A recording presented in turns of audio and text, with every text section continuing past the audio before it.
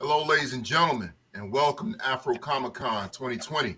I'm your host, Will Jones, and today we're going to talk to the founders, or we're going to have a panel called the Founders Panel, and I am joined by Mr. Joseph Wheeler III, Mr. Hilton George, Mr. Mike James, Professor William Foster, and Mr. John Jennings. And first, I just want to say that I'm excited to be part of this conversation, and I am humbled by the fact that I was asked to moderate this event. So first, what I want to do is I want to have each of you briefly tell us a little bit about yourself, give the folks at home an opportunity to get to know you a little bit more, tell them what you're doing, what you're about. So let's start with Mike James. Hey, so I'm Mike James, founder, creator of AfroComicCon with my partner, Hally, Bellah-Guther.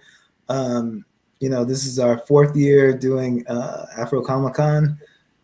We started off in the Bay Area. This was just something that, I felt that there was definitely a need to do.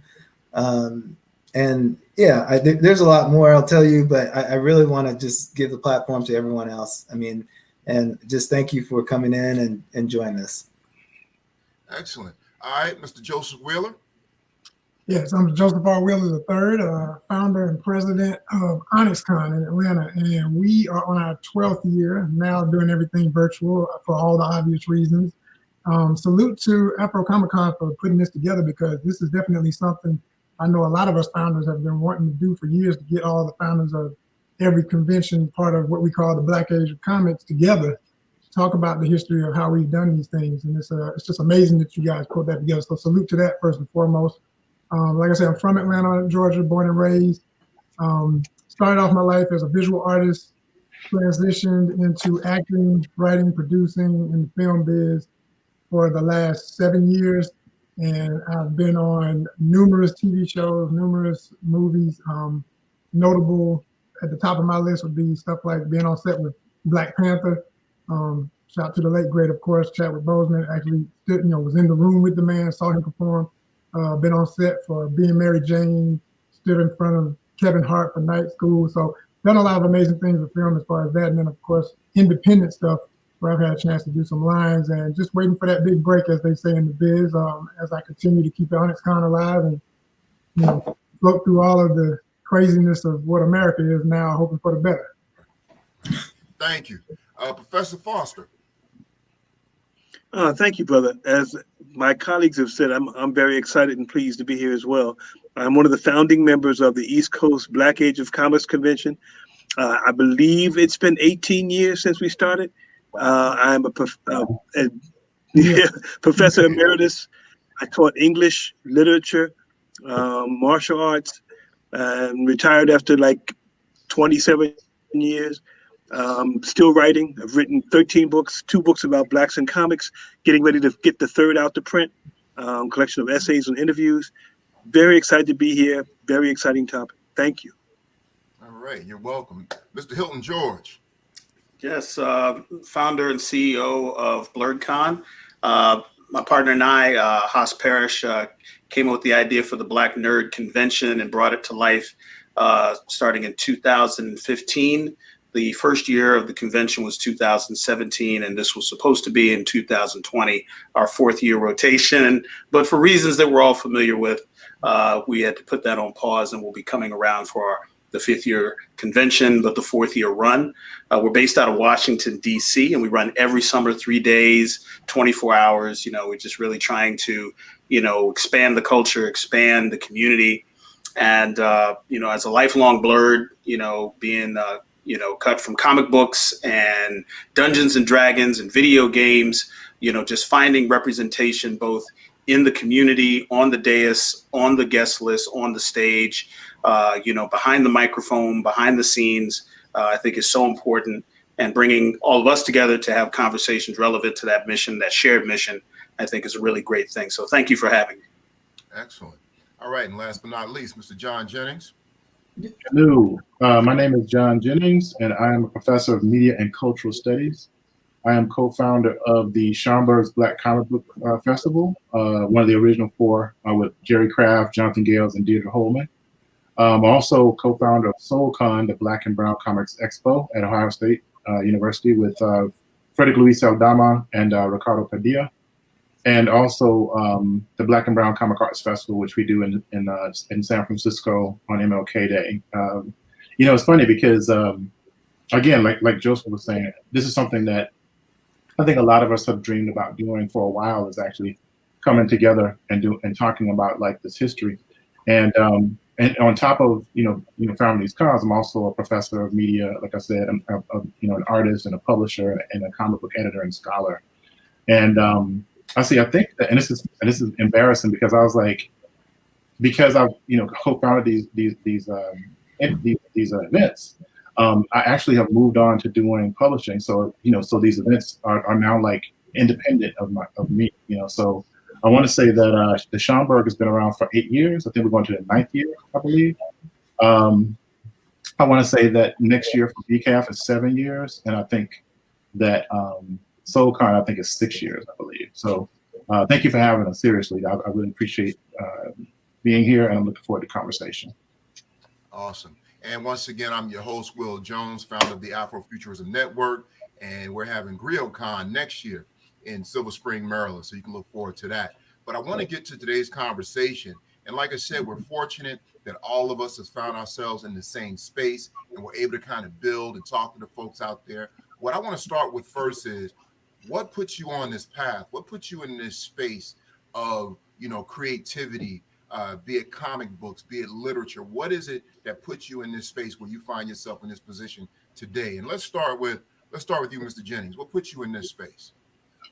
Actually, I'm trained as an artist. Like, my background is in visual art and graphic design. My mother actually was the culprit that actually got me into comics and into my mom's she was a blurred way back in the day, and so I grew up in Mississippi in the sticks, like reading a lot of very inappropriate and watching a lot of very, very like unage appropriate B movies and stuff. I always say that my mom loved anything with like the word ninja in it or blood, and if it had blood ninja in it, then it was definitely going to be white. So I was very fortunate to have, a mother who was like really into like cool stuff. So she got me my first comics. I want to say it was like Spider-Man and like the Mighty Thor, and I was an early reader. So I was like, reading like Greek mythology and Egyptian mythology and stuff super early. And I saw the connections between like Norse mythology and like the Mighty Thor. So I was like, oh, this is the same dude. And little did she know that she was starting an obsession with anything that looked like a comic book. I was gonna try to read it for real. And any kind of images. I started drawing really early. And eventually I got my couple of degrees in art. And then I started teaching at the University of Illinois, and I was looking at just the lack of representation around like Black images in comics. So I started to focus on like the politics of representation. And that's when I actually met some of the brothers on the screen, like, Joseph, Brother Foster, at ECBAC actually. So at the time, me and my friend Damian Duffy were doing some work around a show called Out of Sequence, Underrepresented Voices in American Comics. And I was actually like looking for artists to represent in this show. But also, I had seen advertisements for ECBAC. I always wanted to go, but it was always on like the graduation weekend. And it's one weekend, and I want to say it's in May, right? Still in May. I actually got a chance to go. And was really inspired. Also, too, shout out to Omar Bilal as well, who was like the founder of the Black Superhero Museum, which was an online piece that actually through Hero Talk connected a lot of us back in the day as well. And I was really inspired by ECBAC at first, and then I actually met Turtel the weekend that he got honored for Turtel Onli for doing for being like the father of Black Age Comics and peace. And I was in Illinois. I was in Champaign, Illinois, and he was in Chicago, and we met on the elevator at Temple University. And hit it off. And so I was really inspired by what Yumi and Maurice and the rest of the founders and Brother Foster, what they were doing. And of course, I was also, that was the first time I think I met Joseph as well. I was at ECBAC actually. So, and from there, I just kind of like started to try to build, a canon to a certain degree, as far as like the two books that being put out, and then try to create spaces where those people could actually empower themselves economically and culturally, and then move into publishing. Okay, so that's kind of like my journey as a creator and a curator. Gotcha. Thank you. What about you, Professor Foster? Put you on the path. I was very fortunate. I was at most of us who've gone to conventions back in the day. Remember, they always it was easy to spot blacks, and they'd always have one panel with black, supposedly all the black voices. Like that was going to happen, and so we were at a conference. We were at a con in Philadelphia. Who was it? WizardCon. Mm-hmm. And we were all of us. We started noticing all of us had the same face. Oh, here we go again. Right. No representation. So one of the people in our group said, "Listen, I got some contacts at Temple. Why don't you guys come tomorrow? We'll have our own con." And that's how ECBOC started. Wow. We turned out, and from that on, the community just turned out in droves. When they heard what we were doing, and we got our first convention was amazing. Youngest artist was 17. Oldest artist had done his first work in 1952. Wow. And that was kind of like the mix. We had a brother come down from Canada to do a video of us. It was just amazing. And people, and ECBOC has always been the place where you never know who's going to show up and what they're going to have as models. The number of sisters who've joined on our ranks over the years has increased exponentially. Very exciting work they're doing. And we always supported each other's stuff. If there was only 10 of us there, we bought each other's books. We didn't care because we want to be sure that the effort you put into it is recognized. And just been amazing. I've been very fortunate. The books I wrote them because, unlike John, I had to hide my comic books. Because there was some funny books ain't gonna take you nowhere. But the last advice I got, I'm paying attention to that. So I wanted to start finding out where people who had started doing Black comic books, and I was fortunate enough to meet several of them before they passed away. And they were generous, they were open, they were candid. Some of them are still here, and I'm still trying to make sure that their work gets recognition. That's why I do what I do. I'm only sorry I missed the gentleman who did the first Black comic book, All Negro Comics, in 1947. His family still lives in Philadelphia, as far as I know. I've never met any of them, but I got the Eisner Award that they were going to give to his family for that book, and they said, "Listen, why don't you come and accept it for them?" And I was just overwhelmed because that's what I do the work for, Being a professor and able to teach a class about comics and graphic novels, and we had a con at our school that I started, and it kept going, and we attracted a lot of people. One of the proudest moments for me was a gentleman who was the writer for the first Black comic book before the Black Panther in 1966, Lobo, about a black cowboy, came to our con. He was unbelievable. Rico. Thank you. Unbelievable. What about it, Brother George? What put you on the path? Well, it was a mix of enthusiasm and a total lack of self-preservation that sent me hurtling from the world of cosplay and experiencing the con community. My path was a little weird.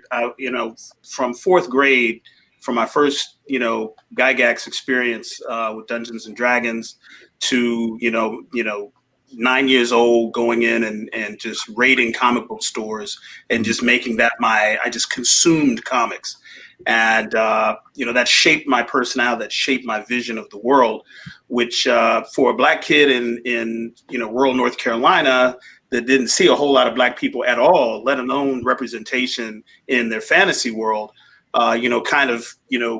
you see the foundation that I and a lot of young Black brothers coming up had. I was a nerd all the way up through high school and went to college, and I got cool. And when I got cool, I kind of forgot my nerd ways for a minute because girls were talking to me and, all this sort of stuff.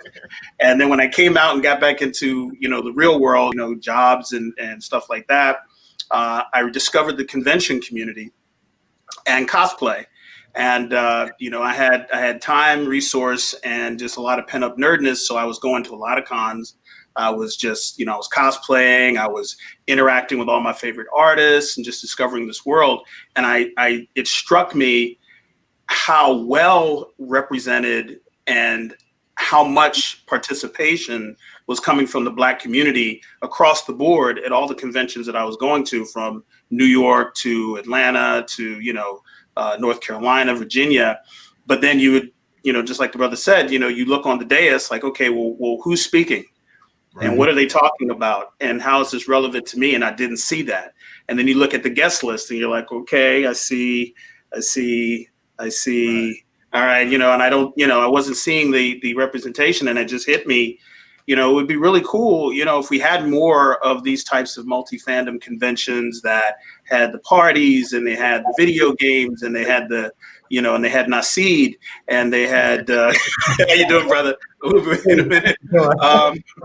We had, so I have a background in events production and marketing, and ironically enough, my degree is in art and visual communication. So shout out to the art people in the room. And comic book art was my thing, but that wasn't real art back in the day, so it didn't really take me anywhere. So I come in and I said, well, I was a low budget puff daddy in college.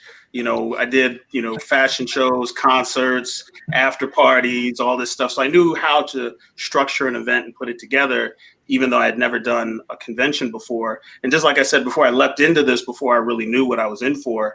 I didn't know even that which I didn't know that I didn't know, and just kind of was barreling toward this thing. And, we built up momentum. We went through all the structural necessities, built a team. Volunteers and committee people to try and shape it. And we had a really, really strong first year showing in 2017 in the summer.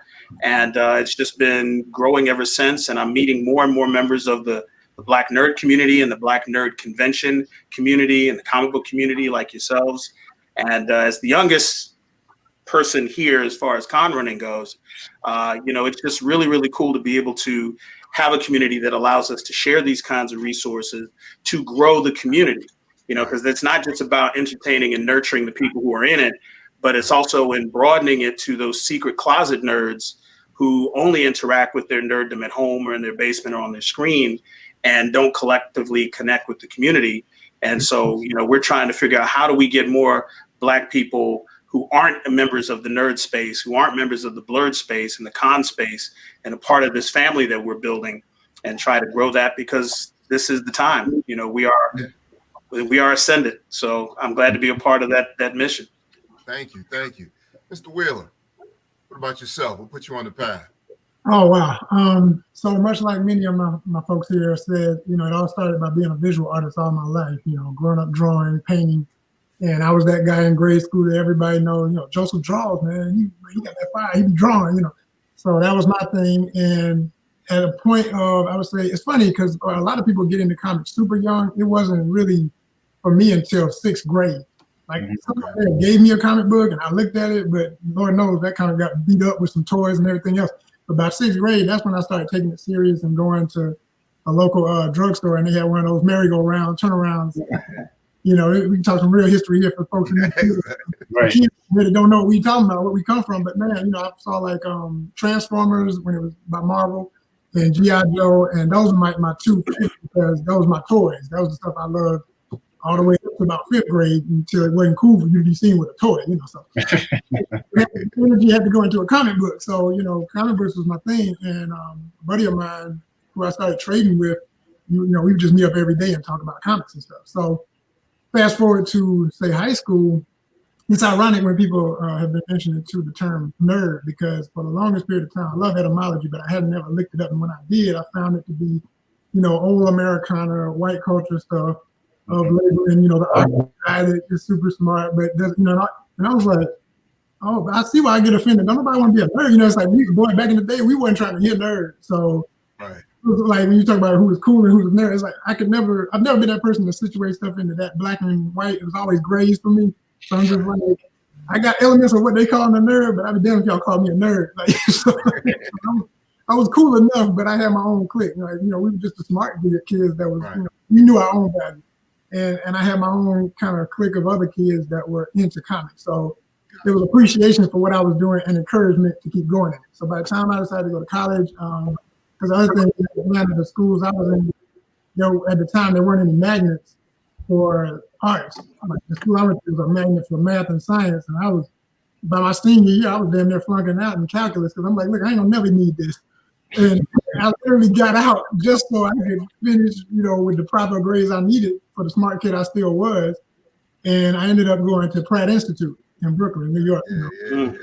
So, and it's funny, I love the respect that still gets when I say that, because in the time, none of that never mattered to me until I went there and my parents told me how much the tuition was that they were struggling to get from me. And I was like, oh yes, Pratt Institute, So, so I did my first year up in New York, and I never regret that because that gave me a lot of exposure to, cultural shock and things I needed to really understand the total difference of the world. I grew up being super Southern from Atlanta to go into showing up when it was real Brooklyn, way before gentrification. We talking 92, you feel?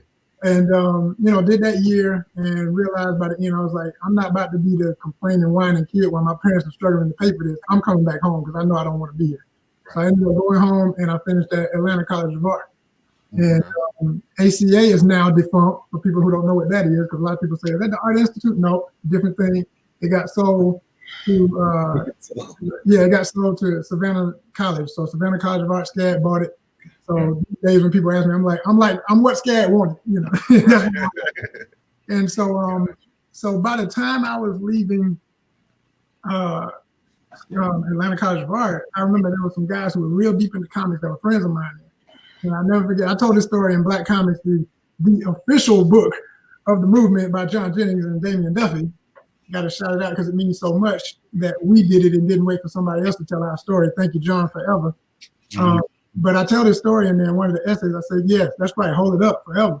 There was a friend of mine, man, who had an issue of Tribe, Larry Stroman in them. And he handed it to me and and I was pulling it out of the sleeve, and everybody was like, be careful. And I was like, damn. And similar to my man with BlerdCon, I hadn't been into comics in a while, so I didn't really know why this meant so much. I saw this cool image of a black dude yelling on the cover with the lights, and I thought this looked dope, but I didn't realize this was part of a whole movement that was going on in the 90s. And once I got hip to that, it brought me back to comic book shops. And I didn't go as hard on collecting as I once did, but I pretty much just bought stuff that I liked just to be attuned to what was happening. So then fast forward, a friend of mine, Kevin Stipp, who's a curator here. Let me know if I'm going too long too. I can get talking. Next, Mike. He told me about a show that I had to go see in Macon. He said he was going down to the Tubman Museum, and it was made by Rob Stoll. So Rob Stoll, famous speaker and everything, and some other folks that were curators, put this show together of all these black illustrators of comics, from mainstream to independent. Yeah, Dawood Anya-Brile, Brother Man Comics, all that. I got a chance to see all of that work. And by the time that had such an effect on me, I got the list from Mr. Jeffrey Bruce, who runs the Tubman. He entrusted with me the list of everybody in that show. And I called all those people, made friends. One of them was Dawood, who told me about Ekbot. From Ekbot to the Museum of Black Superheroes and Hero Talk. And the next thing you know, I was going to Philadelphia for about 5 years straight because I fell in love with Ekbot.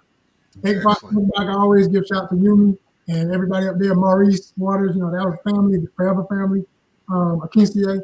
Because what they created, and Mr. William right here, Mr. Foster, because what they created literally set the ground tone for other things that were influencing me, like the Black Arts Festival in Atlanta, and a whole lot of other things that all came together in my mind to create the basis of the type of show I wanted to create with OnyxCon. So in 2009, same year as the great Barack Obama, we started OnyxCon.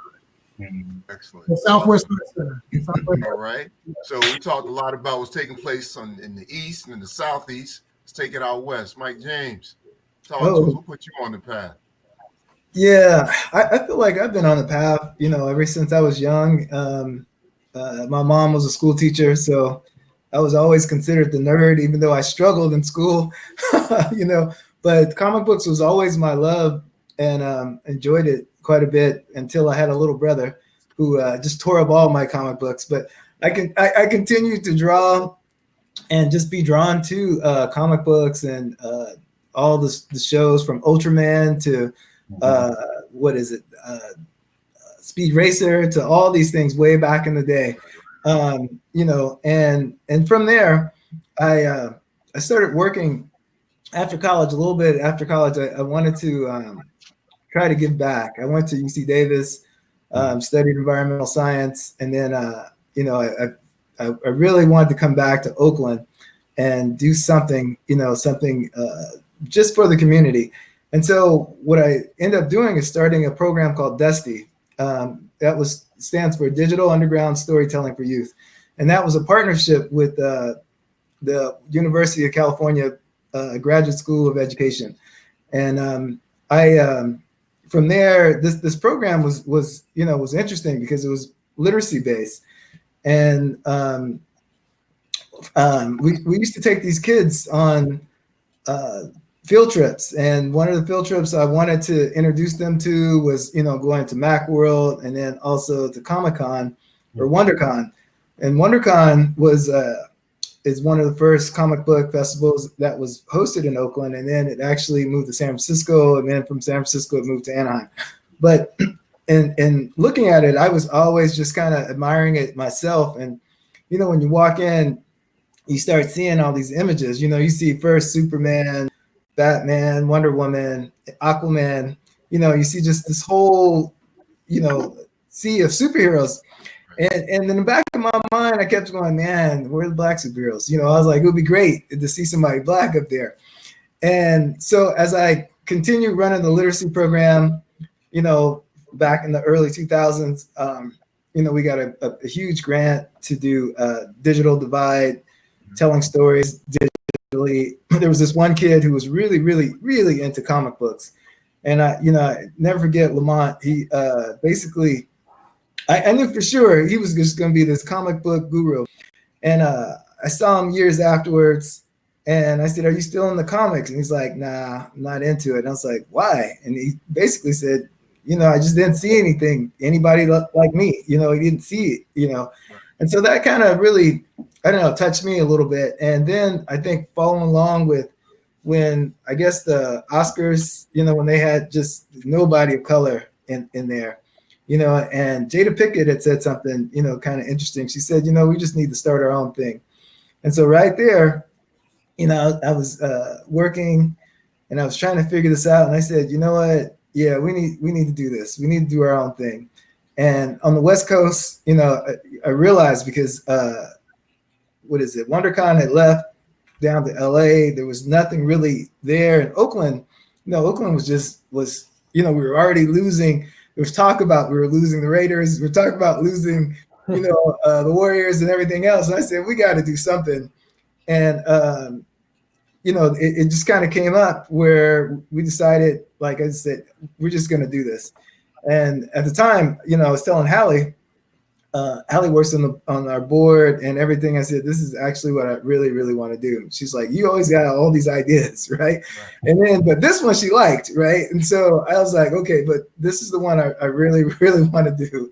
And from there, you know, having a little bit of background, like I said, going to school at Davis, we used to have the Black Family Day, which was one of the largest Black family weeks, you know, in the early 90s. You know, we used to have all the fraternities and sororities come out there, and I worked on that committee. And then also having a little bit of background in entertainment, you know, I did a little things with just people I knew. So I just kind of grabbed everybody I knew, from my nephew, who was a producer, to my friend Dwayne Wiggins from the Tony, and then, you know, with I just pulled all my resources together, and I called Etbach, I called John Jennings, I was calling everybody, like I really want to do this, you know, and I'm like, I need your help. And so, and then William too, I was like, William, I was on the phone with William all the time, saying, man, you know, I need you. You know, we've never done this. And he hooked me up with the Black Speculative Arts movement. You know, we kind of talked to them and talked to a bunch of people saying, okay, we're just going to do this. And actually, William came out to be the keynote speaker our first year. So big ups to that. And then, you know, and just having someone, you know, Hally's been just, you know, excellent, you know, excellent. And, you know, Hally's just somebody I went to junior high school with, high school with, and I just had known her, about her, and so she, just, you guys know, she does a lot more than I do. I come up with the ideas, and then somebody's got to implement them. So, but yeah, so that, it's just been that kind of love, and so I just appreciate everybody on this panel, and this has been great. So excellent. All right, and we are joined by Mr. Naseed Gifted. So welcome Peace, to the everybody. circle. And what we're talking about right now, I just want to know what put you on the path. What is it that got you to this space you are now, in terms of this creative space that you find yourself in? And for me, it's been a multiple things. First, it's just about everybody in this room that kind of set me on a path. I ran into John. I ran into Dr. Foster. I ran into good brother for AfroComicCon. So all of these individuals kind of paved the pathway. The pioneer right here, in the room. But my first experience when I set off on a journey to actually create my own comic, and it all started from a conversation I had with my son. And because of that conversation, when we talk about, underrepresentation, not enough representation and everything, that set me on the path. And then I went to ECBOC. I went to Philadelphia and I went to ECBOC. When I went to ECBOC, I met a number of creators. I met Dr. Foster here. I met John Jennings. I met a number of creators, Machindo and everything. So that was a part of the journey. And with that, I pretty much traveled the circuit. So I was traveling the circuit. I went to Black Comic Festival in Harlem at the Schomburg, and a number of other cons. And I just pretty much said one day, I was like, man, I'm going all over the country to all these different cons. And I was like, we don't have nothing happening here in New Jersey. So I said, you know what?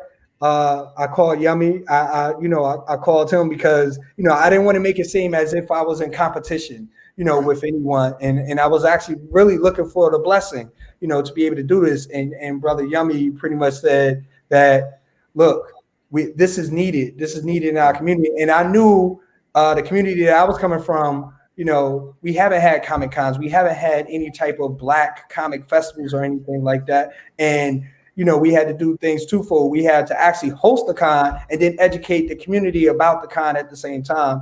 So that was pretty much how I got into this whole thing. But I mean, my first inspiration came from Saturday morning cartoons, not seeing enough representation, into martial arts and comics and cartoons and everything. And then just, I pretty much probably went on just about every path that everybody else went on, and dropped comics after middle school, but picked it back up because of I just saw what was out in the industry and being able to tell our own story, our own narrative. And then with KimFest, I actually looked at it as a platform for other creators to be able to not only showcase their greatness, but also inspire that next generation. And then that was pretty much what we looked to do when we started. We started at my former high school, which that I was working at, which was Central High School, and just kept growing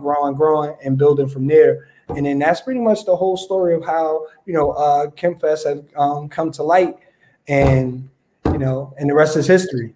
Gotcha. And the circle gets bigger. We are joined by Mr. Turtel Onli. Could you please share with us what's going on, sir? Could you please share with us what put you on this path? What moved you to this space that you find yourself in today? That's a question. I want to say big ups to everybody. There's a comment that John Jennings made one time when I first met him. And, he had come to a couple of cons and he said, this is like a family reunion, except people are not really genetically related. And I just kind of held on to that. But to answer your question, what put me on this, I started publishing around 1981, and the first book that my studio put out was Nog, the Protector of the Pyramids. I had come to this flow. I'm based in Chicago. I grew up in a neighborhood It's called Hyde Park. I'm still connected with that neighborhood. And so I worked for Johnson Publishing. My grandfather owned property. He rented to members of the Nation of Islam. And the Nation of Islam had its own publication, and it used to talk about a concept called do for self, meaning have your own business, have your own enterprise, whether it's an individual self or a collective self. So when I was making the rounds as an illustrator, when I would go in and out of front offices, I'm not going to name the names, I don't want to give them free advertisement, but what I noticed was they were uncomfortable with my being Black. Like if they saw my artwork, which is what they got first, they were like, come on down, we want to meet you. Right. And when I show up, they're like, well, who are you? I'm like, I'm your 2:00 appointment. They're like, well, you couldn't have done this artwork. Right. So, I had come up looking at the music industry, and the music industry had established that Black folks did what they did, but in the visual arts, illustration and things like that, it was still like something that had to be done. Right. So my thought was there needed to be a genre. And so my thinking was that genre would be called the Black Age of Comics. And if that would be comic books, graphic novels, and everything else that celebrated creators that came from a Black African independent urban experience, but not anti anybody. I was thinking like how Duke Ellington and people like that embraced you in jazz and swing if you could do it.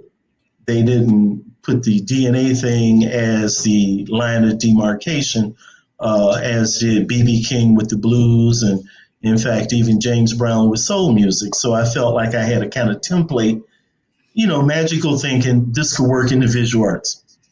So I approached the Southside Community Arts Center about the idea of my hosting a comic book convention there. Simultaneously, I used to meet at Chicago Comic-Con with Dennis Cowens, Dwayne McDuffie, Mike Davis, Craig Rex Perry, Gil Ashby. And so we were having kind of espionage conversations, but not knowing it yet. Right. So they were in the process of moving toward what ultimately became Milestone Media. And I was moving toward what became known as the Black Age of Comics. And just when we were about to come out with it, Dwayne was like, well, look, we could work with you. And I'm like, we could work with you. So Milestone, based on how they were marketing at that time, we made the decision to do it in the same month, February, Black History Month. And Milestone gave us a lot of love and a lot of tangible love, meaning resources to do our event. So we had their poster. We did that. I had an article describing what the Black Age of Comics could be, kind of a throw down the gauntlet, selling wolf tickets, as we call it in Chicago, saying that this is what's going to happen and the industry is just going to have to make a place for us. So that all would have happened in February, I believe, 93. That article came out in Comics Buyer Guide. So that would have been the first Black Age of Comics convention. And yeah, it was a convention. We had books, we had vendors, we charged you at the door. And if any of you were familiar with Chicago back then, it was pretty cold. Okay, we had a lightweight ice storm. It was February. But my point was there needed to be a genre that we could navigate and grow and have ownership of, that should be open source. Everybody could come in where they fit in and grow it in their own way. The other thing that I was thinking, we needed to be able to convene. What I mean by convening, to talk out business parameters, business etiquette, like how to be better professionals to grow this. Like a lot of times it's all passion. Who I like, who I love, whose work is the bomb, who's awesome. That's good. If anybody knows me, I hardly ever talk about who's good or who's not. But what I do talk about is the business protocol and acumen. Because I think one of the things that's been a challenge for us as a people in the Western world, and that's what we are, we do the creativity, we do the culture, but we're uneven with the commerce part. So I felt having a convention could give us an opportunity that we could go from passion to commerce and come out with either a better product or a better market share, things like that. So that's my quick spin on how to answer that question. Excellent, excellent. And you know what's got me excited is I don't know if you folks that are watching this realize the amount of history that we have gathered here today. And like when we talk about this being the foundation, there are many others out there that haven't joined us, you know, that weren't able to join us today. But these brothers right here that you're seeing have been key in continuing the legacy that's been laid down by so many before us. I just see all of you being part of that. With that being said, how can folks find you? Where can they find you? How can they find you? Could you just quickly tell everyone, you know, give us your social media outlets. So let's start with you, Mr. Wheeler. How can they find you?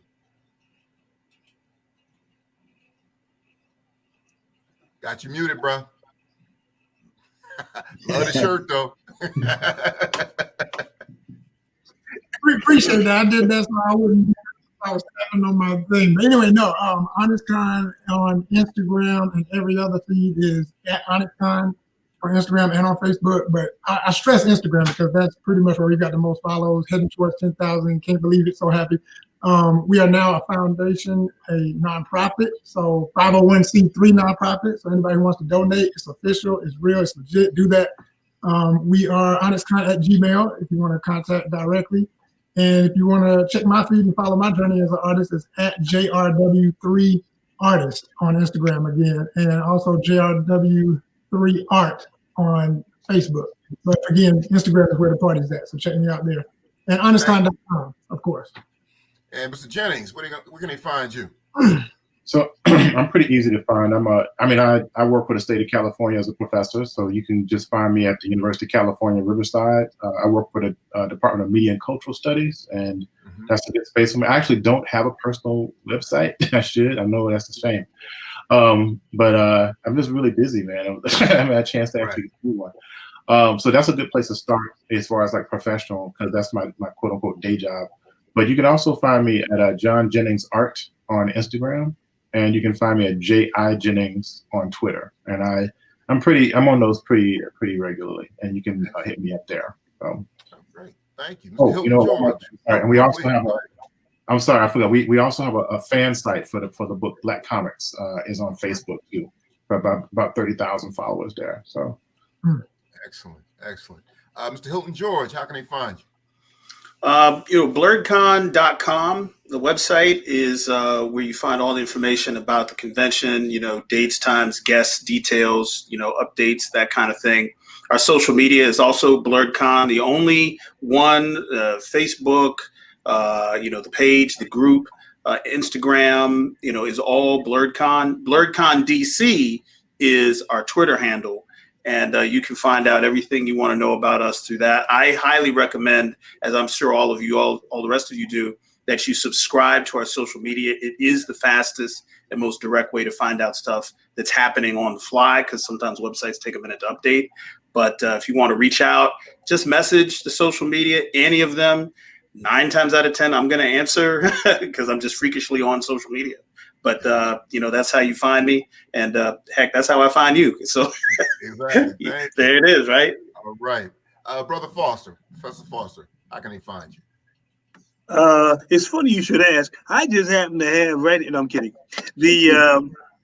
My website is www.finalyinfullcolor.com. And you can get in touch with me right there. Brother BlurredCon, I know you're going to love it because I just got some steam pump designs on my website. So I'm kicking. Okay. Watch out now. Life's too short. But yeah, I'm very easy to find, my brother. And as much as I can be, I'll be connected with these brothers. So if you don't get in touch with me directly, the family will let you know where I am. All right. Brother Onli, how can we find you? Okay, twofold. We have an info site called blackageofcomics.com. And so we just scarf up as much as we can on any and everybody. The site, believe it or not, last month it tapped in at over 500,000 hits worldwide. And it's rocking in that regard. My own operation, where we publish and all that, would be onlystudios.com. So you could go either way. I always tell people, just do a Google search. It'll take you to us. Excellent. Naseed, how can we find you? Well, you can find me. You can find KhemFest at KhemFest. That's KHEM Fest, FEST. That's on all social media platforms, and also the website is actually khemfest.com. And then you can actually find me on social media. It's Principal Gifted, because my daytime job, I'm a principal, so Principal Gifted. And then on Facebook, it would be Naseed Gifted. So those are the various social media platforms. And then also you can get updates as well on PBS Media Studios on the social media platforms. Brother James, how can they find you? Right here, AfroComicCon. So yeah, just go to Instagram, AfroComicCon. We're also on Twitter and Facebook, and just make sure it's AfroComicCon with 2 C's .org. It's not .com. So just right here. Give us a little bit of background, Brother James, on your fundraising project.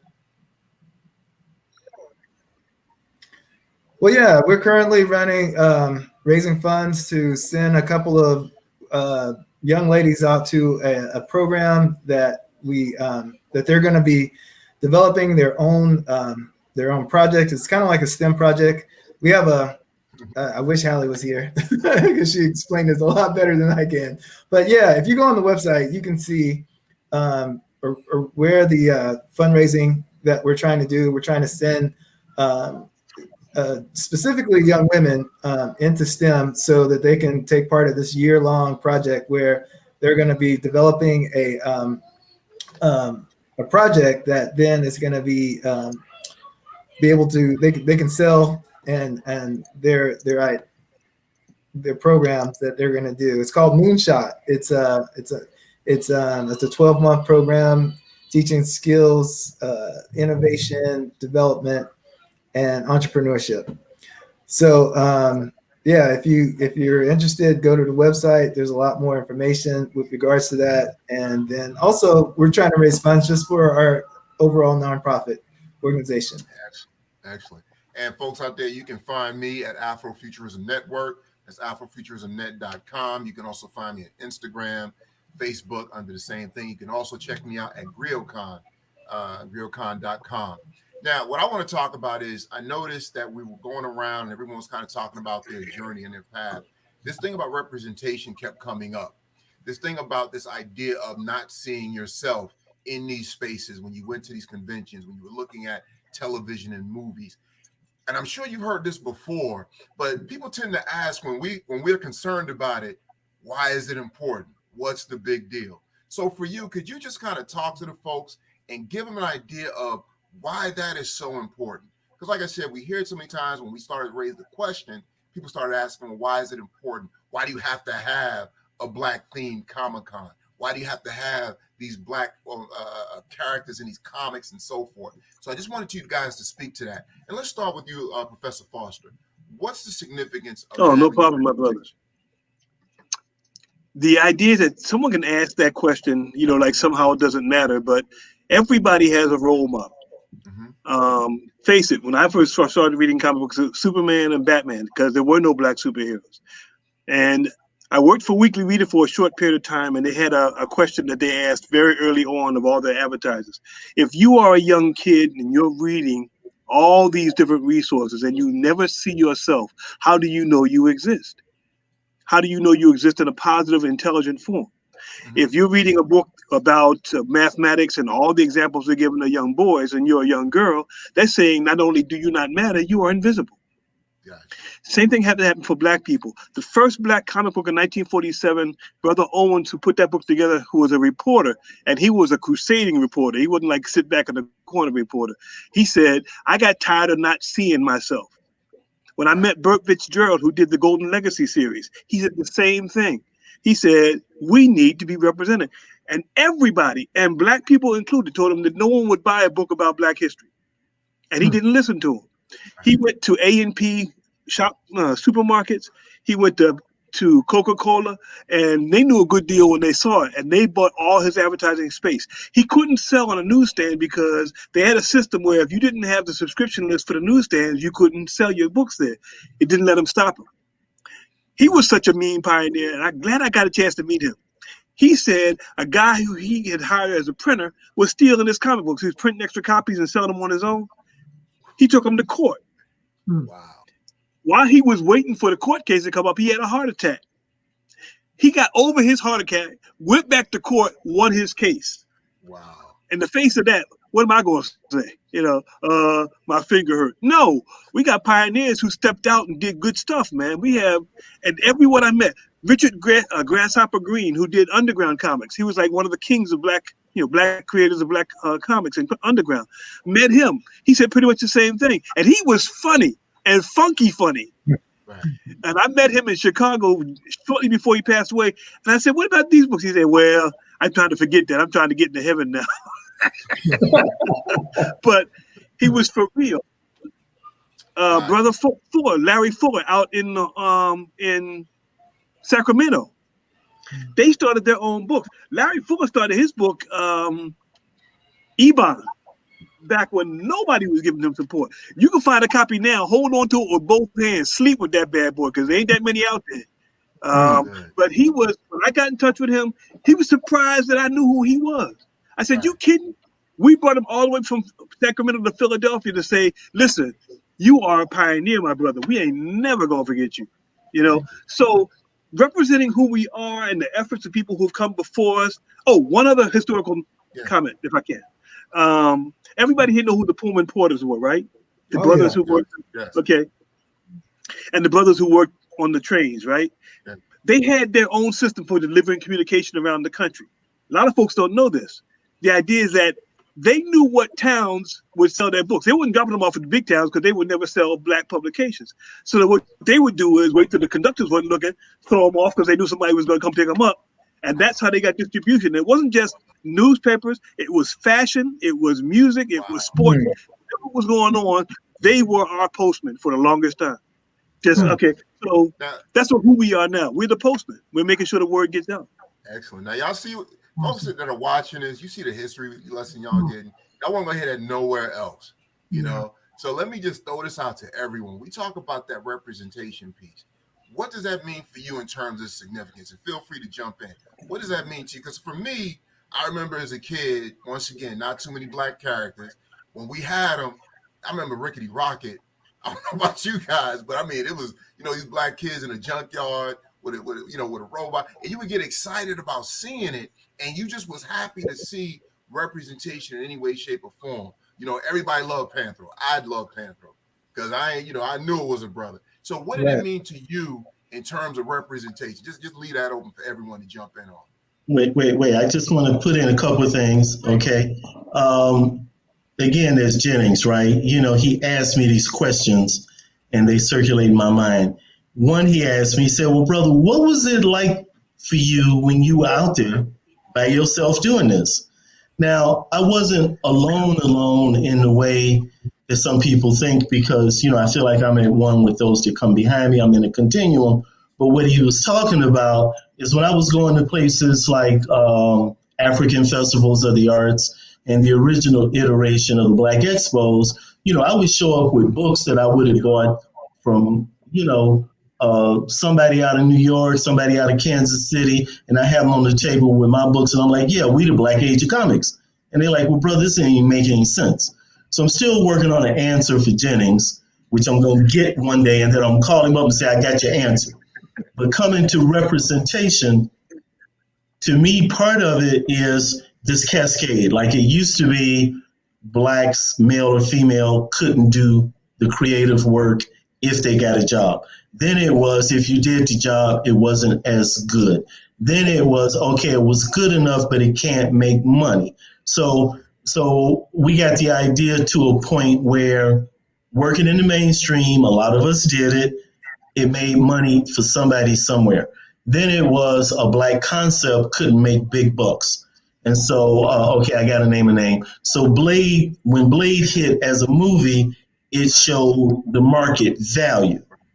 So now what the challenge is, can a Black concept created by a Black person, produced by a Black company, make that kind of money? So that's going to be the next hurdle, is when each one of us in this grid is looking at multi-million-dollar enterprises where you can go to somebody that looks like you and say, I love you, young brother, here's money for a scholarship, but I'm going to be on you. I like you, I'm going to give you this internship. I want to talk to your family. I want to talk to your folks because I got money to bankroll your potential. So the commerce part to me is where the representation is like where the rubber meets the road. Like we got to get to that point. I don't think any of us questions the creativity. None of us question the concept. None of us question the value and merits of where we're all coming from. But we got to get that market share and have it in our bank accounts so that then we can bankroll the future. So I just want to say representation has to arrive at this thing called money, which is as good as cash. I see you, Brother Jennings. Go ahead, man. John. All right. I just want to add, thank y'all again for doing this. It's pretty amazing. But I do want to, since we're talking about representation, I do want to, I would be remiss not to point out that the founders are not just men. So we have Sister Maya Crown Williams, who created MechaCon, Sister Deirdre Holman, who co-founded the Schomburg piece with me, but also runs a piece called the Black Comics Collective now, which she's been doing very successfully.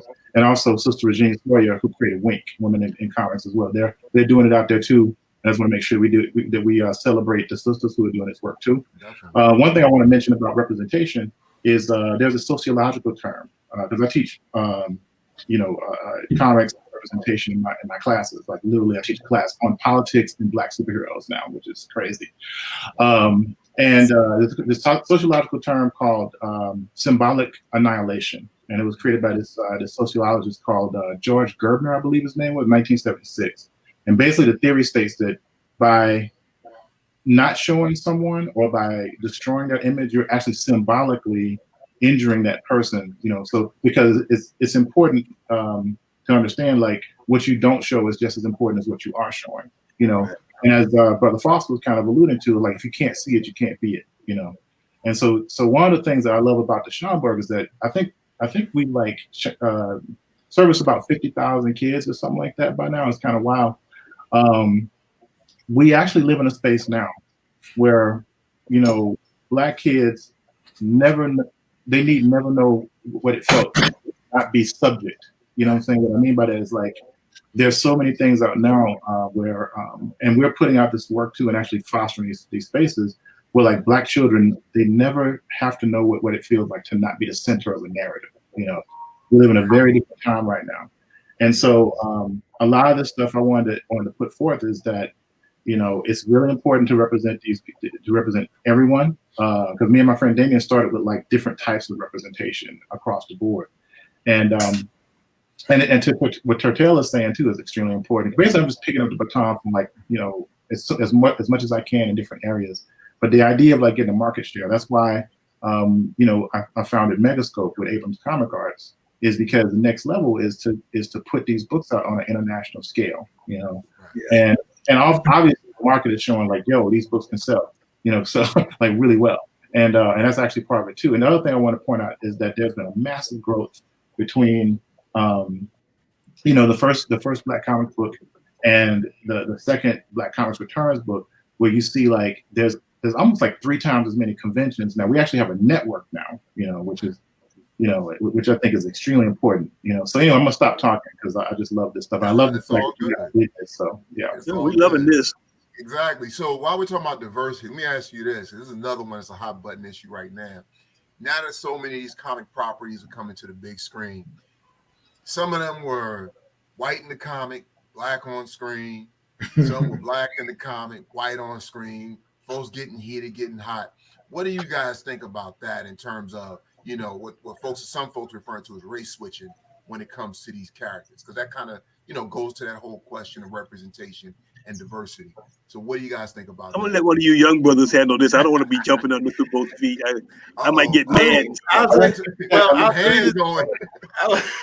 would say you see that more obviously in the comic book world than anywhere else. as far as like the MCU and that sort of thing. And it's a split right down the middle. If you look at the conversations happening in the community, I think there's a faction of us that would prefer to see original concept from sketch to big screen with Black narrative, Black stories, Black writer, Black perspective, if that is going to be a Black character, you know. So bring the characters that are already Black to the forefront, and take characters that you're going to create and inject that diversity and that inclusion into your future writing. Now, everybody's going to go to the main one. I know who everybody's talking about right here. We're talking about Nick Fury, right? And so, you know, taking a character that was traditionally white and, you know, allowing for that character to be Black, and as Black as, you know, this Nick Fury is also a positive thing. I think it still has the function of representation. However, you don't get that same rich history of the writing. You know, we talk about Icon as a character, you know, there's a whole story behind that that's Black from, you know, the sketch pad to, you know, the first time you see him, hopefully on the big screen, and with the resurgence and the reactivation of Milestone under DC, hopefully we'll get to see that. Right. But it doesn't have to be either or. I think the real key where the rubber hits the road is where that young Black kid is looking at a comic book or looking at a movie, or however they're getting introduced to this fantasy or sci-fi or comic book or anime genre, and they see themselves being reflected not just in the color of the skin of the character, but in the narrative of the character and the story and the perspective and the life that is lived through that character. That's going to be the spark that brings that next Spider-Man to the world. Yeah, I got something to say. Go ahead. So basically, I mean, being not only a visual artist involved in comics, have made my own comics independent, et cetera, and seeing the switching of characters, but being an actor. Once I got into the world of Hollywood particularly, that's when I realized face value, what goes on set, and how some of these decisions are being made, and the kind of mentality of the people behind these huge decisions that affect global cultural reactions, you feel?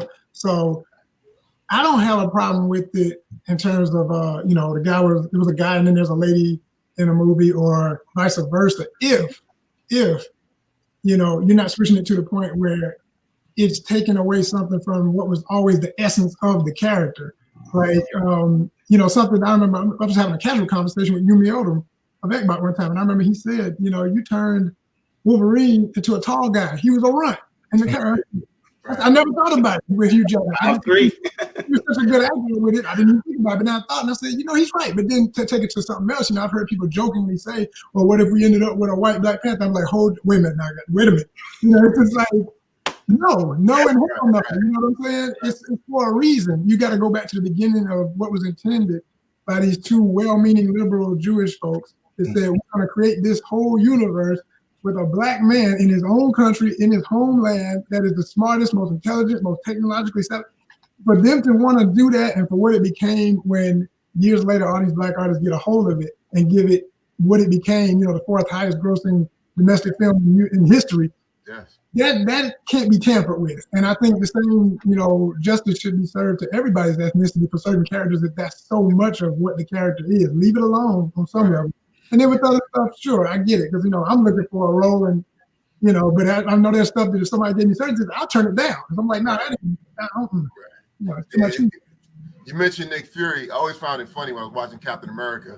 And Captain America woke up in the 1930s and 40s to see a Black man in authority, and he asked, well, what happened while I was asleep? Like, that always struck me that he just kind of took it in stride. So I get when you say that you got to have the experience and not just the face.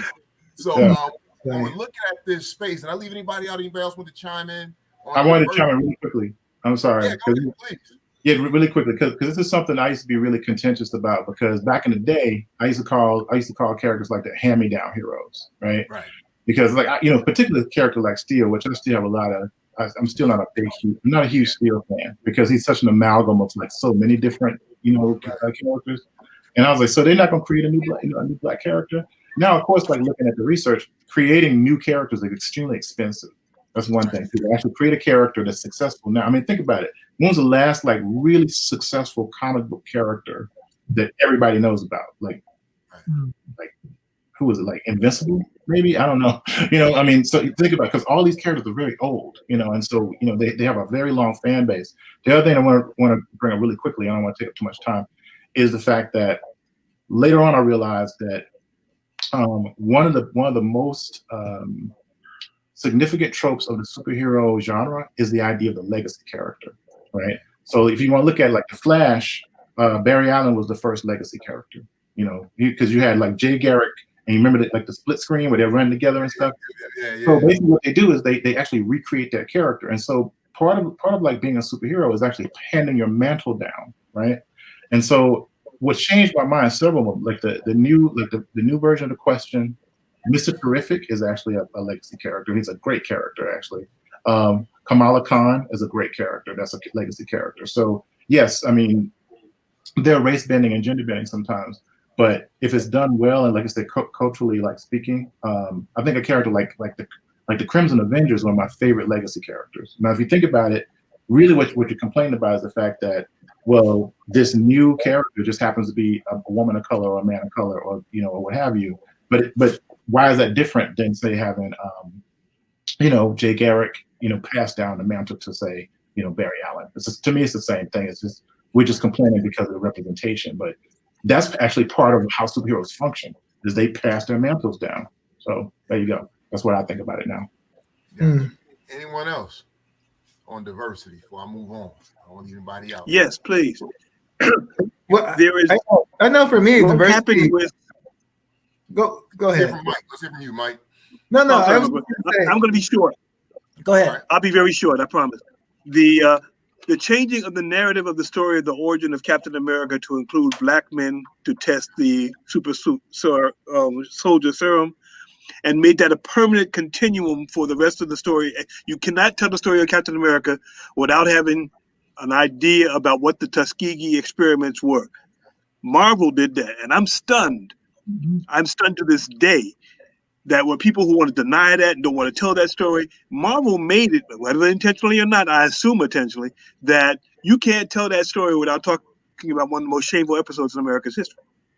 Right. That's a way to change a narrative where everybody gains in knowledge.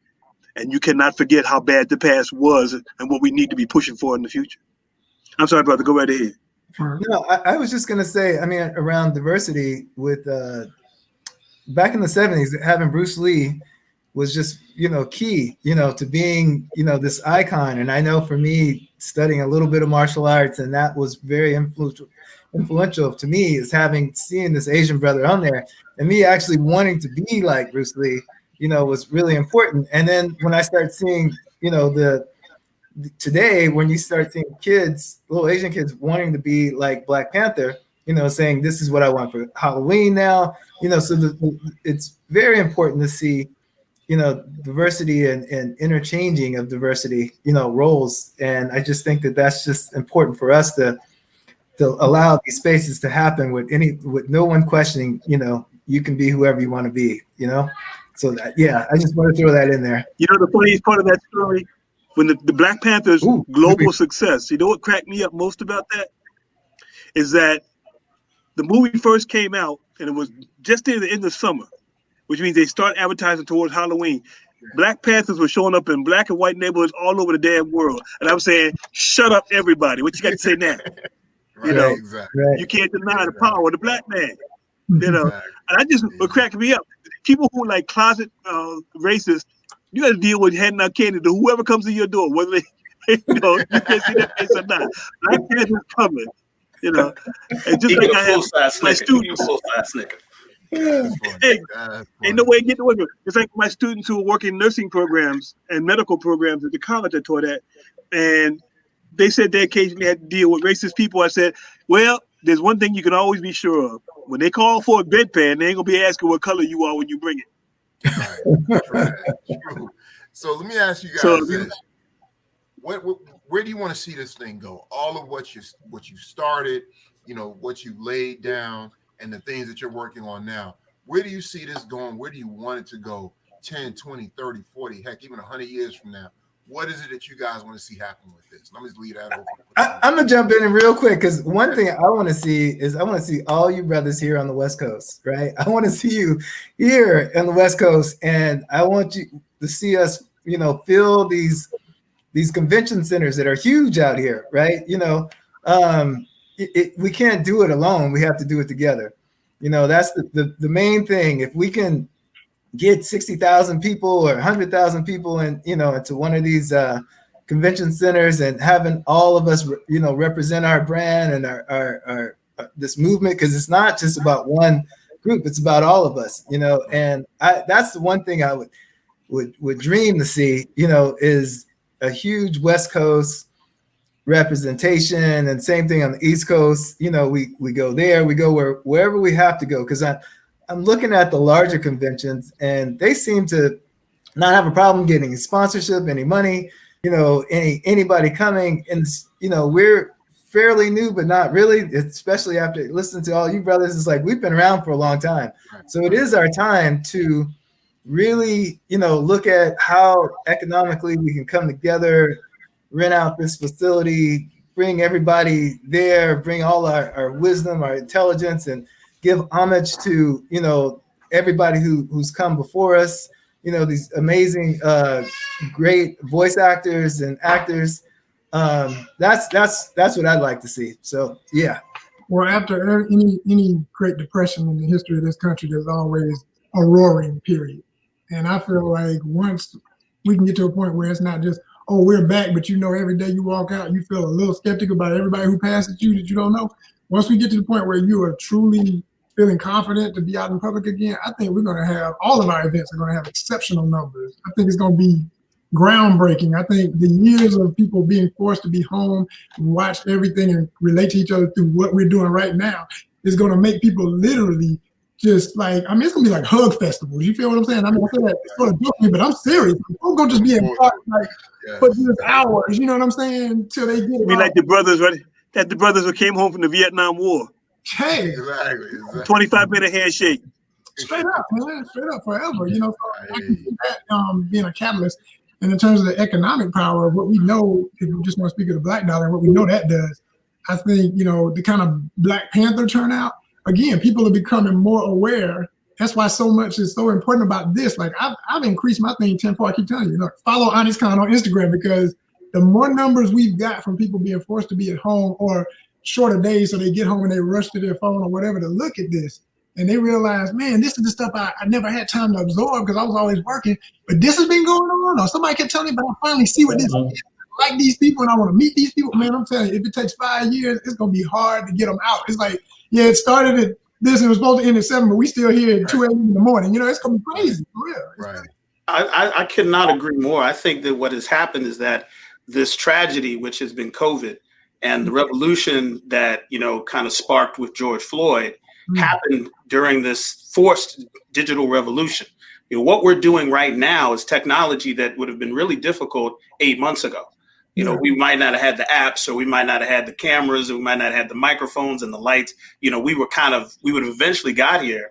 So this revolution, this renaissance that's happening mentally in the market has been relegated largely to this digital medium, because this is the only place where we're able to connect.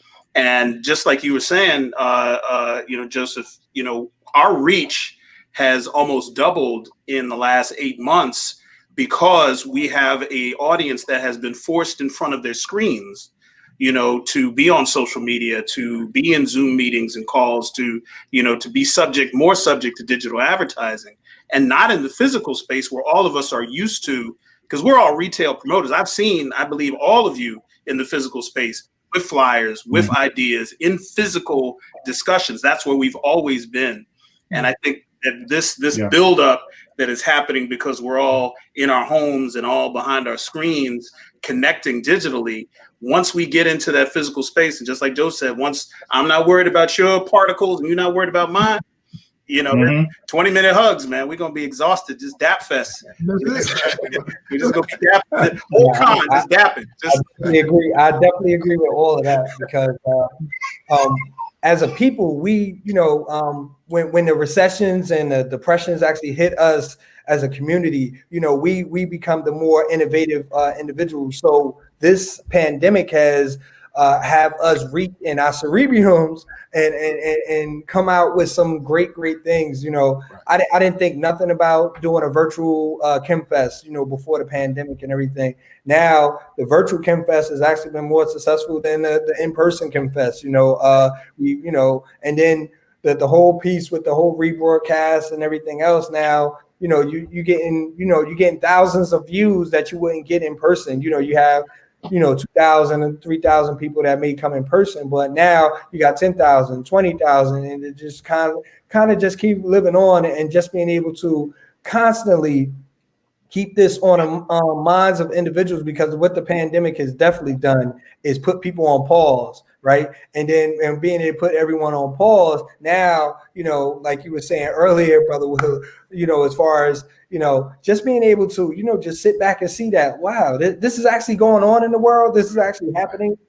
We actually have Black creatives that are doing some very phenomenal things. And then we have conventions that are actually showcasing it. And then, from what, we talk about in the next 5 to 10 years, being able to take that and doing a collective piece to be able to develop that whole economic foundation that we can all be able to capitalize and be able to funnel those additional creatives to be able to flourish, with the platforms that we have created. That is something that, I look to do, in just in my narrow space, but also looking to expand it, because that's why I participate in all of your cons, because I think that, as a collective, we can, there's enough for everyone to be able to do it.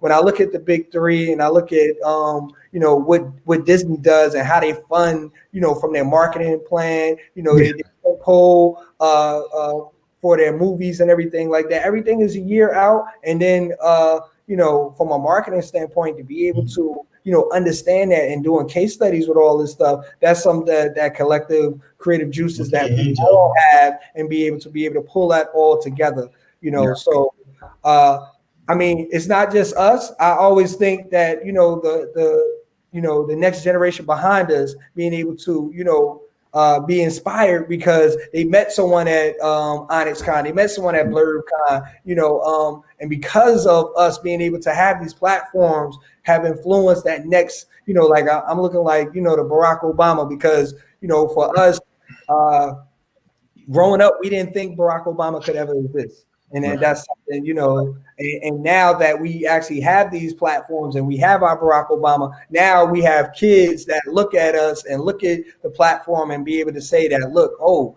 I can actually exist in this space, and this can be something that I could thrive in. Let me just say this, because like we're all comic book heads and so forth, so we're all familiar with the words team up and crossover. And what I want to see, we talk about that. I want to see this group right here, plus some other folks that couldn't join us today. I would love to see us all come together under one banner, as was talked about earlier, where we can all have an opportunity to shine, but at the same time, pooling our resources. And I think personally that would be something tremendous. And that to me is something that's global if we're able to pull that off. So I'm talking about a Marvel team up, matchup, crossover, whatever you guys want to call it. I would love to see that happen, because the great thing about this panel, I don't know if folks know this, but in some way, shape, or form, we're all connected to one another anyway. We either worked with, been to, attended, spoke with, whatever the case might be, being influenced by each other. I mean, this is like 1 degree of separation. So I would love to keep this going. We got each other's information. And I think the people out there want to see it happen, because all too often, when I'm at events like this and so forth, you hear the comments in the audience. Why can't we just get together? Why can't folks just get together? So I think the people want to see this happen. And I think it's, we be letting folks down if we don't make it happen. Well, I'm gonna say this, and I know I probably shouldn't, but I'm gonna say it anyway. We're actually sponsored by Pixar. We were sponsored by Pixar last year as well. But and it's a great thing that Pixar is recognizing us, but at the same time, we're not being publicized by Pixar. That what I'm saying, and it's like, yeah, that's great. You sponsored us. But if Pixar is watching, we need more of this. We need more to launch everybody, so everyone will know about these other Comic-Cons that are going out there, these Black Comic-Cons that are out there. So it's great in one aspect that you're sponsoring us, but it's another thing when you really sponsor it, so you can show the world that what you're doing and who we are, because we've been here for a long time, and it's time for us to get to utilize that platform for what it could be worth to all of us, right? People need to know who every one of you guys are, and they have the platform to do it. So I am thankful. Don't get me wrong, which I'm definitely getting right. I want to add that real quick, just to say that being a nonprofit and starting the process of trying to get funds for Honest-Con, I realize why even when you get certain sponsors or certain support, like you say, it's like you got to make sure people understand what you need. Yeah. Right? When I look at, I'm sure many of y'all probably saw DC Fandom and how they set that up. And that was amazing. I mean, for, of course, on that level of money. And so when you got a sponsor like a Pixar or anybody else, like you say, anybody else that might be watching this or see this eventually, who sit at home saying, I feel like I should do more for different causes. And this is so many Black conventions. I know I could do it. Don't even do it. Like, you ain't got, like I keep saying, you ain't got the excuse of being in the office. You can make it happen. All you got to do is do your Zoom meetings or whatever, one of these meetings, and make it happen, man. Because we've been needing it, and we've got the content. We've always just needed capital to shot the show. And it's every level. It's the reason why, I won't go too long, I'll just say, it's the reason why Black Panther was what it was. It's when Hollywood got out the way of the best folks in Hollywood that were Black, coupled with everybody else, because it wasn't just Black folk, but I'm saying as far as the stars of that movie, and let them speak, the director, the executive producer, Nate Moore, etc. Let us do what we do, and everybody gonna get paid. Right. It's $1 billion industry. It's $1 billion, and we're less than 1% in this industry. Come on. Right. And also, I can already see the comment. I bet you somebody watching this is going to say, we're talking about Pixar, we're talking about all these other companies.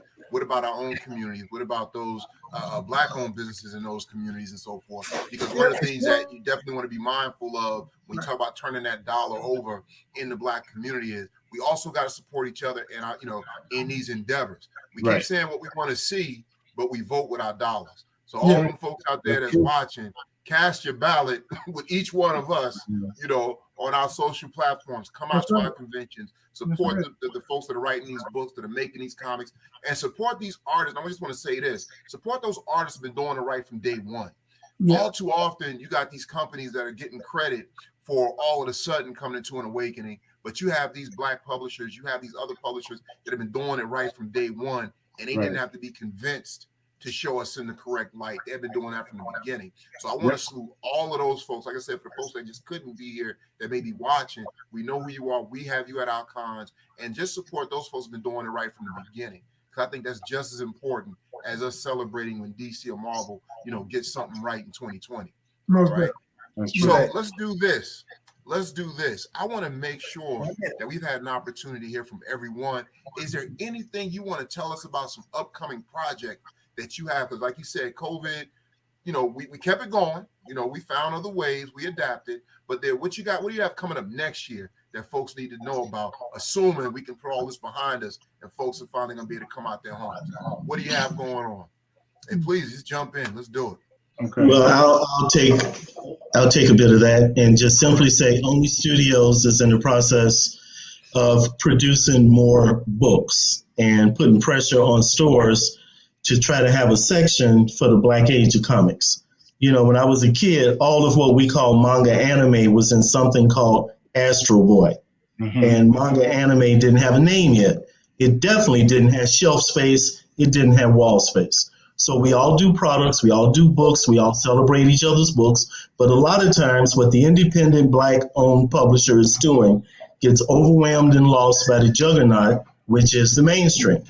And so we need distinction so that our fan base can come and find us as easily as they can find anything else. And so shelf space is important. It's not just, we all got platforms, we all got that. But where can you go and spend a few racks, and everything on each rack, everything on each shelf space is produced by us.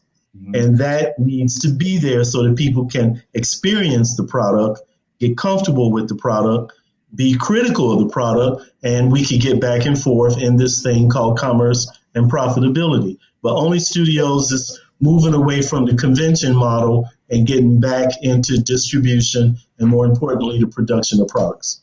Excellent. Somebody else, what you got for next year? I am Okay. BlerdCon 2021, July 16th through 18th. God willing, and the creek don't rise, as we say in North Carolina. And we're confident that we'll have a safe event, and we'll be putting more information out about that as we get closer to the Christmas season. Excellent. Brother Wheeler, what you got next year? Salute to that with BlerdCon, man, because y'all bring them. I've seen y'all pictures. Y'all always got crowd for real. I want to say that, for me personally as an actor, I mean, still, I used to say, waiting for the big break. I don't wait for it no more. If it's meant to be with Hollywood, my favorite theme song is Outkast's classic song, Hollywood Prenup. That's my relationship with Hollywood, because they can love you today and forget you tomorrow. So, and I've been through a little bit of that. So I always look for my independent friends to get together and want to produce things. So as far as Honest Con, we have what we call the Honest Con Film Festival. So if you're familiar how Sundance puts out films, we're doing, and I have incentive to do films through the Honest Con Film Festival. So even if the guys are being nonprofit, we'll be giving people opportunity. It'll still be education. It'll still be opportunity. It'll still be community growing to get actors and everybody involved that you need on a film and cast crew to make some films. So you talk about needing a budget, usually when you're talking movie, everybody just throwing M's. Well, we don't need $1 million. I got a friend named Lamont Gant, who's a great friend of mine, who produced my first independent film, Boss. It's still available on YouTube. And we shot that, like, if I had to give you a budget, it was under $1,000. So you feel me? But that was just people giving their talent and their time too. It's not that they got paid exactly what it's worth. So when you really could put it to the level of, say, just, man, please, what people say, slaying the bag, and maybe that's usually no less than 10,000. Man, I'll make 10,000 look like 50. Just put it on the table and watch us work. So that's one element. And then another thing we're doing through Honest Con, it may seem a little vague and off topic, but it's right in the pocket, is the Honest Con fishing tournament. So I'm an angler. I've been in the woods all my life. I grew up hunting and fishing, especially fishing. So during this time of COVID, there's no better way than to be in the outdoors, to be spaced out, enjoy it, and stay healthy. So that's been my sustenance this entire year, man. And I've just been encouraging people through this fishing tournament to get involved. And first, we were just getting people to say, it's $15 for an annual fee, but a lot of people ain't paying that. I'm realizing I'm not the only one real broke. Folk are really hurting. So now I'm just getting to say, look, if you went fishing last weekend, your uncle went, and you can post a picture and say #HonestCon fishing tournament. We'll include you in the contest, and eventually, if worthy, we'll maybe ask you for some kind of donation, and you'll be eligible for prizes, because I got people part of Honest Con to give you comic books, posters, all kind of cool stuff. So that's some of the stuff we're doing, and just keep following our feed on Instagram. Gotcha. So really quickly, this like November 20th, I want to be one of the talking heads on Marvel 616. It's a new show on Disney Plus. I'll be talking. I'm talking about Miles Morales and Moongraph, actually. And so it's a documentary series produced by Marvel. The other thing is I produced a new one-issue comic called The Blues Man. It just dropped on comics, on Peep Game Comics, which is a Money Latinx company. It's about a mystical samurai blues man from the Black Blues Man, dimension type monsters. It's pretty based on the Stuart Jaffe novel series. Tell them what Peep Game is so they can understand. Is a Black-owned digital distribution company. That's the other thing we had to talk about, distribution, because we actually have a new Black distribution company too that Milton Davis and I'm forgetting. Milton Davis is one of the primaries in it, and I'm forgetting other partners right now. Really quickly, our first Megascope book is an adaptation of Nnedi Okorafor's short story On the Road is dropping from Abrams. As you guys know, I'm a new developmental editor for Abrams Comics, and it's all graphic novels for by and about people of color. And we also are giving Sean Martin Bros is doing like a graphic novel for us as well, that could be coming out next year too. So be on the lookout for that. And and we're doing a Tulsa Race Massacre primer. So actually, Stacey Robinson's working on that right now. So awesome. And also, Black Comics are still available. So we'll get that out. Get that from Line Forge. All right. All right. Brother Thanks for having me. So. All right, so it's a couple of things. First, we for PBS Media Studios, we just dropped The Awakening, the graphic novel. So that's available on the PBS Media website. Also for ChemFest, we are looking to launch our next festival in May 2021, and then we will have our third annual Chem Animation Film Festival, where we're celebrating Black animation, game developers, and comic book creators. So those are the things that's coming forth for 2021. We're looking to make sure that we make the event safe. But of course, we have a contingency plan, because that's the engineering me, to make sure that we be able to push forward and have something that's coming. So that's what you look for ChemFest. Excellent. Brother Foster. Finishing off 2 books. One is about adult-themed graphic novels by African-American artists and writers called Grown Folks Business. And the other one is the third in the series of a collection of essays I'm doing called Finally in Full Color. I'm finishing off a film. I'm eating up my retirement. I don't care what nobody else is doing. I'm having fun. Lord is blessing me, and I'm going to run with it as long as I can. Also, 2 events. One, the New Haven, which is called the Elm City in Connecticut, is having the Festival of Arts and Ideas, their 25th anniversary. I am talking to them about having a major comic book event. Everyone I'm looking at right now is names on the list of folks I want them to contact. Y'all feel me? Excellent. Okay. The other one is for us on a more scholarly bent, is that the International Journal of Comic Art has commissioned me to do a special edition on Black Lives Matter. So I'm going to be looking to get in touch with folks who are interested in writing the piece up for me. Yes? Yes. First time in history, they asked me. I'm on the editorial board, and I'm very excited. I want to make it the best we can. Excellent. All right. Mike, what you got next year?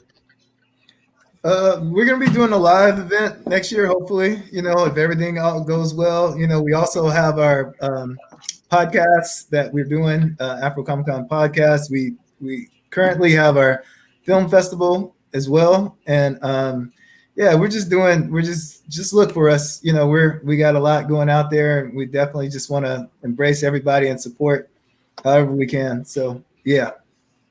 Excellent. Excellent. For myself, still have my book out on the shelf, Ex-Con, Voodoo Priest, Goddess, and the African King. It still has legs. Thanks to everybody that's been supporting that. Next year, I'm teaming up with Mr. Duke Productions. We're bringing out GrioCon for 2021 in Silver Spring, Maryland. So I'm inviting all you folks watching to come on out, and the folks on the panel, I want to see you there as well. All I can say is, man, it's amazing how quickly this time has flown so quickly. Like I said, I was honored to be asked to moderate this, and for you guys to come through the way that you have and deliver what you deliver to the folks that are watching. Like I said, I think maybe 5, 10, 15 years from now, folks will appreciate what we talked about that much more, because I really expect to see all of us, do nothing but grow from this point. We've done a lot of growth, but I suspect in 5, 10, 15, 20 years, it's going to be that much more. And I'm holding you guys to it. We got this virtual pinky swear. We're going to team up. We're going to do something. Crossover. That's right. We can cross over. We're going to make this happen. So once again, what thing did he put up?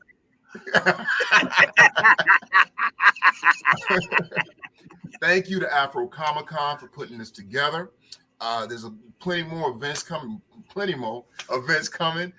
AfroComicCon, and we look forward to that event for next year. Once again, I am your host, Will Jones, and it's been a pleasure, gentlemen. Thank you so much. Much love, my brothers. All right.